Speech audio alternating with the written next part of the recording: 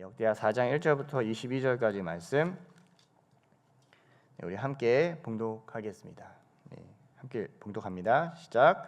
솔로몬이 또 노스로 제단을 만들었으니 길이가 20규빗이요 너비가 20규빗이요 높이가 10규빗이며 또 노스를 부어 바다를 만들었으니 지름이 10규빗이요 이 그 모양이 둥글며 그 높이는 5규빗이요 주위는 30규빗 길이의 줄을 두를만 하며 그 가장자리 아래에서 돌아가며 소 형상이 있는데 각 규빗에 소가 10마리씩 있어서 바다 주위에 둘렀으니 그 소는 바다를 부어 만든 때에 2줄로 부어 만들었으며 그 바다를 노스의 황소 12마리가 받쳤으니 3마리는 북쪽을 향하였고 3마리는 서쪽을 향하였고 3마리는 남쪽을 향하였고 3마리는 동쪽을 향하였으며 바다를 그 위에 놓았고 소의 엉덩이는 다 안으로 향하였으며 바다의 두께는 한 손 너비만 하고 그 둘레는 잔 둘레와 같이 백합화의 모양으로 만들었으니 그 바다에는 3,000밭을 담게 했으며 또 물두멍 10개를 만들어 5개는 오른쪽에 두고 5개는 왼쪽에 두어 씻게 하되 번제에 속한 물건을 거기서 씻게 하였으며 그 바다는 제사장들이 씻기 위한 것이더라. 또 규례대로 금으로 금장대 10개를 만들어 내전 안에 두었으니 왼쪽에 5개요 오른쪽에 5개이며 또 상 10개를 만들어 내전 안에 두었으니 왼쪽에 5개요 오른쪽에 5개이며 또 금으로 대접 100개를 만들었고 또 제사장의 뜰과 큰 뜰과 큰 뜰문을 만들고 그 문에 놋을 입혔고 그 바다는 성전 오른쪽 동남방에 두었더라.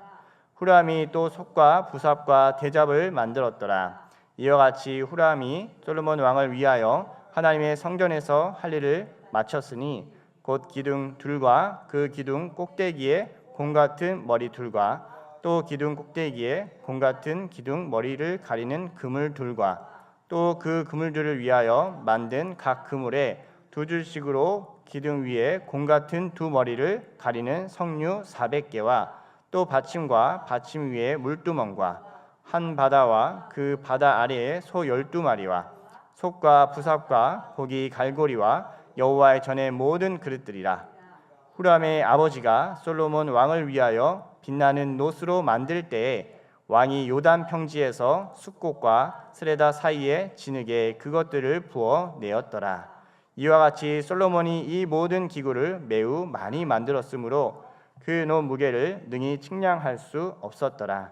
솔로몬이 또 하나님의 전에 모든 기구를 만들었으니 곧 금제단과 질서병 상들과 지성소 안에서 규례대로 불을 켤 순금 등잔대와 그 등잔이며 또 순수한 금으로 만든 꽃과 등잔과 부젓 가락이며 또 순금으로 만든 불집게와 주발과 숟가락과 불 옮기는 그릇이며 또 성전문 곧 지성소의 문과 내전의 문을 금으로 입혔더라.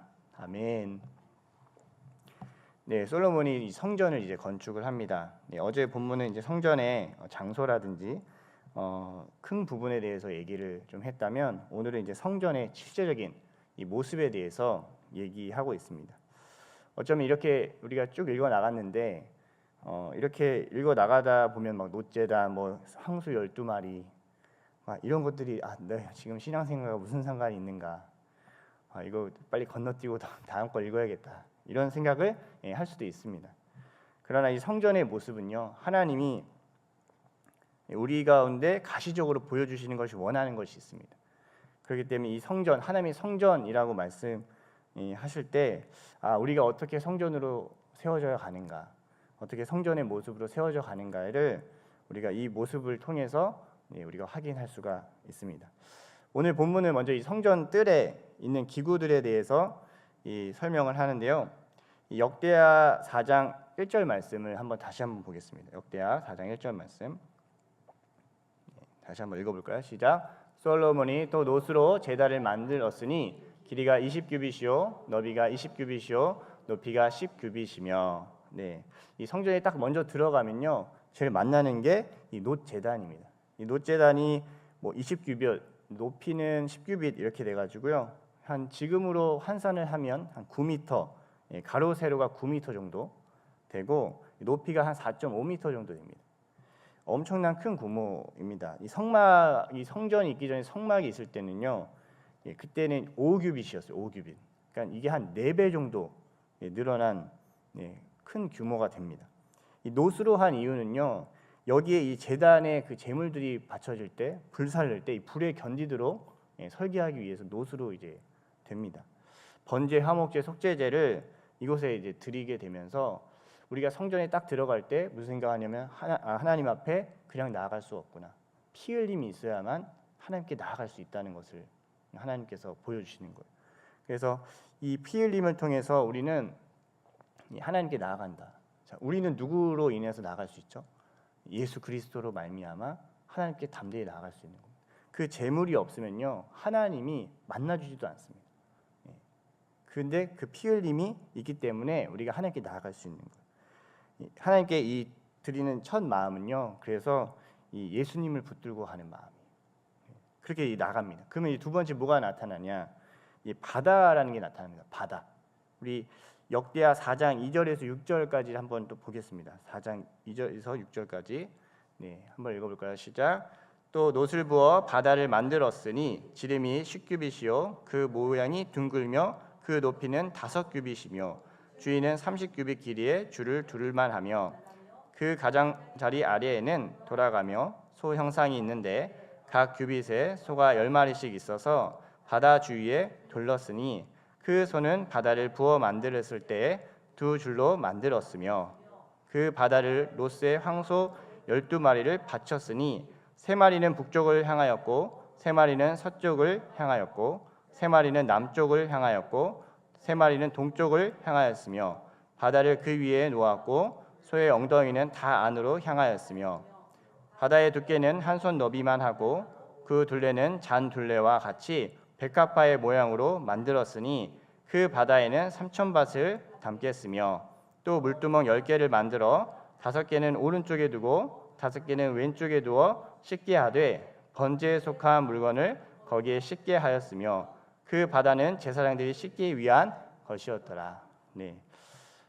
지금 이제 바다가 이제 나오는데요. 혹시 그 그림 보여주실 수 있나요? 여러 개가 이제 설명이 되니까 헷갈릴 수 있는데 이제 대략적으로 이렇게 그림이 됩니다. 그 옆에 보면 놋제단이 크게 보이시죠?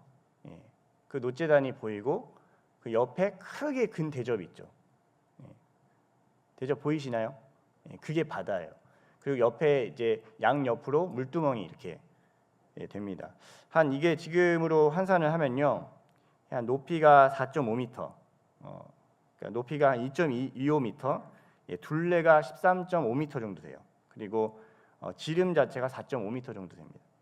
그리고 물은 이 3,000밭을 담는다고 했는데 이거를 지금 우리 한어를 해석을 하면요, 그 지금의 현재 리터로 계산을 하면 한 6만 6천 리터 정도, 엄청나게 많은 물을 담을 수 있는 곳입니다. 수영할 수도 있을 것 같이 엄청나게 많은 물을 담을 수 있는 곳이에요. 이 재료는 놋으로 만듭니다. 밑에 보시면 12마리의 놋 황소들이 바치고 있는데 각각 이 동서남북을 향하고 있습니다. 이 바다는요, 이 정결 의식에 쓰였어요. 제사장이 성소에 들어갈 때요, 제물이 있어야 됐지만 피 흘림이 있어야 되면 또 하나 필요한 게 있어요. 그게 뭐냐면 우리가 하나님 앞에 정결함으로 나아가는 거예요.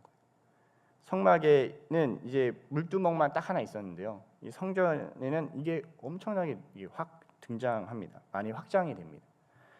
이게 놋으로 만들게 됐어요. 이게 놋으로 만들기 때문에요, 이 물을 씻게 될 때요, 뭐가 비치는 줄 아세요? 자기 얼굴이 비칩니다. 예전에 놋거울 혹시 쓰신 분 있으시죠? 여기 어르신들 중에는 그 얼굴을 놋은 비치게 돼 있어요. 하나님 앞에 정결함을 갖는 것은요, 바로 자기 자신을 보는 거예요. 요즘에는 여러분 거울 치료라는 말이 있더라고요. 거울 치료. 사실 사람은요, 자신을 제대로 볼 수 없습니다. 여러분 자기 볼 수 있나요?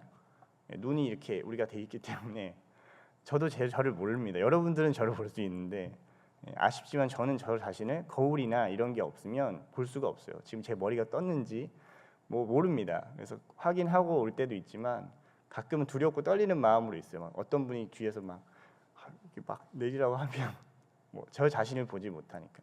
사람은 자기 자신을 볼 수 없습니다. 그런데 하나님 앞에 서게 될 때 비로소 자신이 어떠한 존재인지 알게 되는 거예요. 진정한 회개가요, 여러분 일어나야 되는데 이 회개는요, 뭐 내가 회개해야지 한다고 일어나지 않아요. 하나님 앞에 내가 진실이 나를 볼 때 일어나요. 그 물두멍을 통해서 하나님이 나에게 정결함을 원하시는 거예요. 깨끗함을 가지고 하나님께 나아가라고 합니다. 옆에 보면 12개의 물두멍이 있습니다.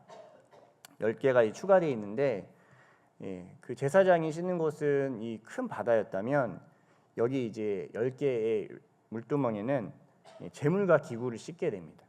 한 880리터 정도 담을 수 있다고 그래요. 저 물두멍에도. 지금 보면 작아 보이지만요, 굉장히 큰 물을 담아 놓는 곳입니다. 그리고 세 번째가 있습니다. 세 번째는요, 등잔대입니다. 등잔대인데 우리 4장 7절에서 8절까지 말씀 한번 보겠습니다. 등잔대. 한번 읽어볼까요? 시작. 또 규례대로 금으로 등잔대 10개를 만들어 내전 안에 두었으니 왼쪽에 5개요 오른쪽에 5개이며 또 상 10개를 만들어 내전 안에 두었으니 왼쪽에 5개요 오른쪽에 5개이며 또 금으로 대접 100개를 만들었고.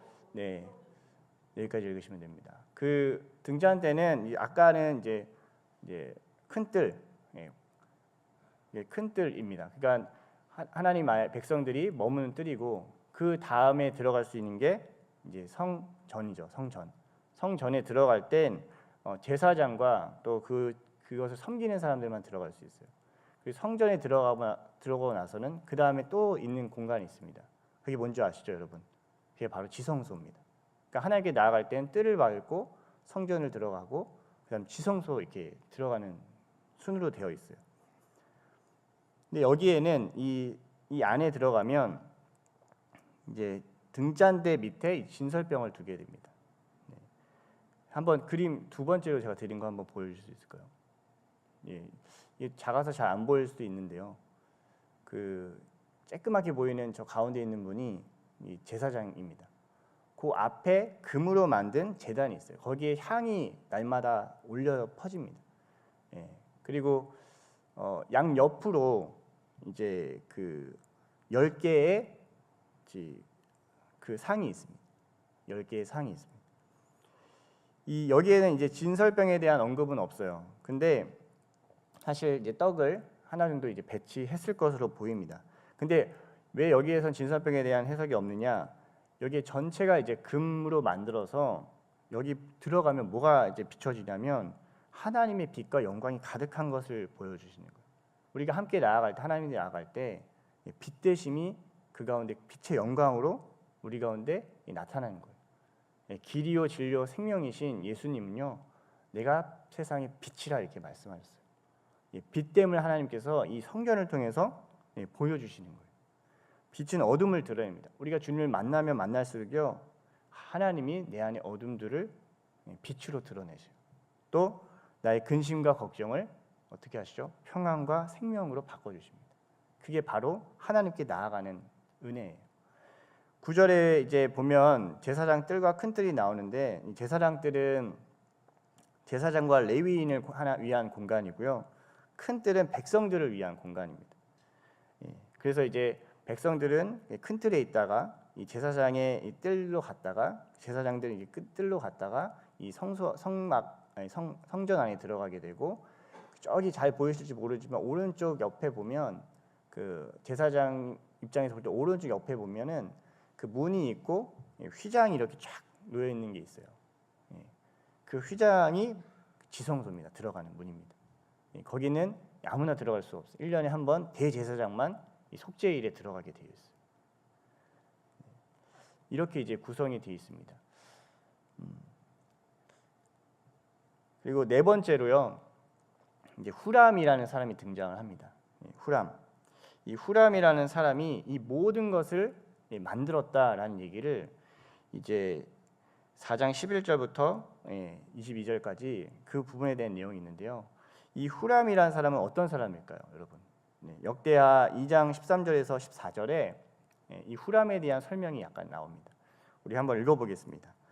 시작. 내가 이제 재주 있고 총명한 사람을 보내오니 전에 내 아버지 후람에게 속하였던 자라. 이 사람은 단의 여자들 중에 한 여인의 아들이요 그의 아버지는 두롯 사람이라. 능히 금, 은, 동, 철과 돌과 나무와 자색, 청색, 홍색 실과 가는 배로 일을 잘하며 또 모든 아로 새기는 일에 익숙하고 모든 기묘한 양식에 능한 자이니 그에게 당신의 재주 있는 사람들과 당신의 아버지 내 주 다윗의 재주 있는 사람들과 함께 일하게 하소서. 이 아버지는 이 후람의 아버지는 두롯 사람이고 어머니는 이 단 지파인 이스라엘 사람이었습니다. 하나님의 성전을 세우는 일이요. 하나님은 이 두로 왕이 후람을 보내서 이 일을 돕게 합니다. 여러분 성전은요 혼자 세울 수가 없습니다. 어쩌면 이방인이지만 정말 그 기술이 뛰어난 이 후람과 같은 사람들을 통해서 함께 세워져 간다는 거예요. 하나님의 성전은요 그냥 우리의 정성으로 그냥 힘으로 그냥 내 마음대로 세울 수가 있는 게 아닙니다. 재주와 지혜가 있는 기술자, 당대의 최고의 실력자를 하나님께서 붙여주십니다. 가끔 우리가 이제 하나님의 일을 교회에서 한다고 할 때 그냥 어느 정도 하면 되겠지라고 생각하면서 일을 할 때가 있습니다. 근데 하나님은요 그 성전됨을 세워가는 데 있어서는요 가장 탁월한 것을 우리 가운데 말씀하고 있다는 거예요. 하나님의 일은 가장 탁월하게 이 일을 할 수 있는 분들과 함께 해야 됩니다. 그러니까 어쩌면 이방인이 될 수도 있어요. 그러니까 어쩌면 교회에서 아닌 교회 분들이 아닌 분들일 수도 있어요. 근데 하나님은 이 일을 함께 하면서 성전을 세워 가신다고 말씀합니다.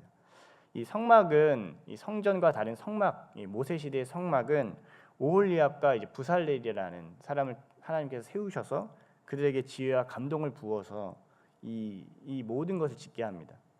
근데 오홀리압이 단 지파 사람이에요. 여기 후람도 단 지파 사람의 아들로 이렇게 나오거든요. 어쨌든 뭐 이 단 지파의 예술적인 능력이 있었는지 어쨌든 그런 분들을 통해서 세우지만 그냥 아무나 그냥 디자인도 할 수 없는 사람한테 그냥 맡겨서 하는 게 아니라 정말 제대로 된 것들을 할 수 있는 사람들한테 맡겨서 하나님의 일을 감당한다는 걸 볼 수 있어요. 잠언 22장 29절에 이렇게 말합니다. 잠언 22장 29절에 내가 자기의 일에 능숙한 사람을 보았느냐 이러한 사람은 왕 앞에 설 것이요 천한 자 앞에 서지 아니하리라. 왕 대신 하나님 앞에 서게 되는 거예요. 우리가 가지고 있는 것 그냥 대충 한다고 하면 우리가 진정으로 하나님의 성전을 세워갈 수가 없습니다. 성전은요 뭐 교회 예배당을 건축한다 이런 개념을 넘어서요 너희가 하나님의 성전이라고 말하고 있어요. 우리가 하나님 앞에 죽게 하듯 하지 않고 그냥 대충 넘어가잖아요. 하나님의 거룩한 성전으로 지어져 갈 수 없다는 것을 얘기합니다. 하나님이 이 성전을 지을 때 그냥 아무에게나 맡기지 않습니다. 정말 마음을 다하고 뜻을 다하고 힘을 다하고 또 실력을 가진 그 사람을 통해서 하나님의 성전이 세워져 가는 거예요. 그러니까 교회에서 대충 그럭저럭 그냥 하면 됩니다. 뭐 이런 건요 사실 옳은 말은 아니에요. 마음을 다해 뜻을 다해 힘을 다해 세워가는 것 어쩌면 이 세상의 일보다 더 탁월하게 하나님 앞에 마음을 들을 때 우리가 하나님이 기뻐하신 성전됨으로 나타나게 된다고 얘기하고 있습니다. 여러분 성전은요 하나님 만난다고 했잖아요. 우리가 하나님 어디 계시죠 여러분? 갑자기 하나님이 하늘에 계시죠. 그래서 표현하고 3층천이라고 들어보셨어요? 3층천? 바울이 3층천까지 올라갔다. 그래서 환상을 봤다 그러거든요. 그러니까 지금 우리의 땅이 있고 그 다음에 공간이 하늘과 우주가 있습니다. 우주가 넘어서 하나님이 있는 것처럼 우리가 수직적으로 이렇게 볼 수가 있어요. 근데 이거를 밑으로 탁 내려보세요. 그러면 이게 성전입니다. 뜰을 밟고요. 그리고 어디를 들어가죠? 성소를 들어가고 그 다음에 지성소를 들어갑니다. 우리가 하나님 만나는 거예요. 근데 예수님이 그러셨어요. 내가 이 성전을 헐라. 내가 사흘 만에 이것을 일으킬 거다. 이렇게 말씀하셨어요. 예수님의 몸됨을 가리켜서 성전됨을 얘기하시는 거예요. 여기 보면 제단의 피는 예수님의 보혈을 상징하죠. 이 물두멍은 예수님이 우리를 깨끗게 하시는 것을 얘기하고 있어요. 이 안에 들어가면요, 금향로가 있습니다. 하나님이 지금도 예수님은 하나님 우편에서 우리를 위해서 중보기도 하십니다. 그리고 그의 몸이 완전히 찢겨지면서 휘장이 둘로 나눠지게 돼요. 주님 정말 하나님을 만날 수 있는 그 시간과 공간이 열리는 것이에요. 예수님이 그렇게 이 성전의 모습으로 우리 가운데 나타나셨어요. 그리고 이렇게 말씀합니다. 우리에게도 말씀합니다. 고린도전서 3장 16절에 이렇게 얘기해요. 이제 내가 성전된 것이 아니다. 이제는 너희는 너희가 하나님의 성전인 것과 하나님의 성령이 너희 안에 계시는 것을 알지 못하느냐. 이제는 성전이 보여지는 성전이 누구예요? 작은 예수가 누굽니까? 바로 예수 그리스도를 믿고 있는 주의 거룩한 교회요 성도들이라고 말씀하시는 거예요. 하나님의 성전은요 제단을 통과해야 됩니다. 그리고 하나님의 성전은요 거룩함을 유지하는 겁니다.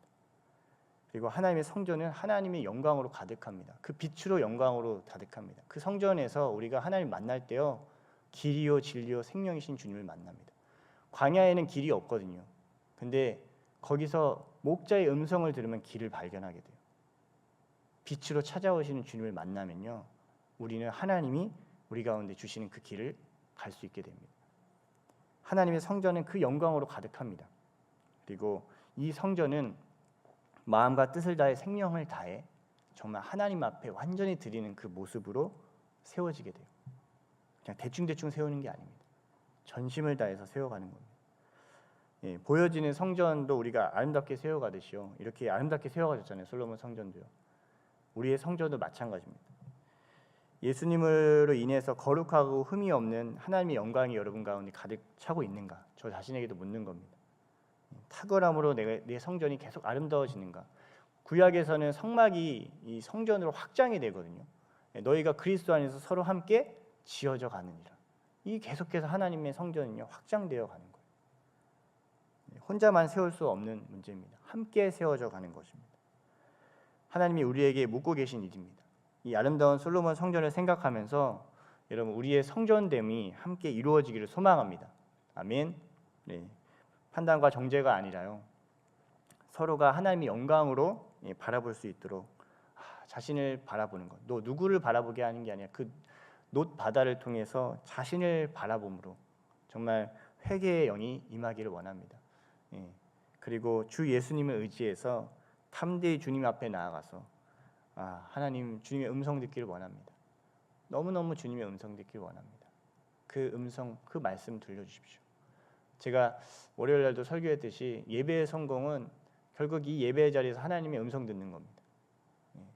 교육자들도 이번 주에 회의 때 이렇게 기도 제목 같이 나눴는데요.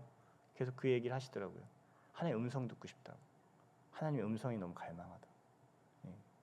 우리가 하나님이 예수 그리스도 성전됨을 우리 가운데 주셨듯이 우리가 성전됨으로 나타날 때 우리가 담대히 주님의 그 지성소 안에 들어가서 그 주님의 음성, 그 나의 삶에 대해서 또 나의 인생에 대해서뿐만 아니라 이 우주 안에서 하나님 내게 주시는 그 음성을 그 예배 정말 이 성전됨으로 우리가 하나님 앞에 예배함으로 그 음성 듣고 정말 그래서 내 몸이 그냥 하나님의 그냥 육신의 몸으로 끝나는 것이 아니라 하나님 거룩한 성전이 되게 하여 주십시오.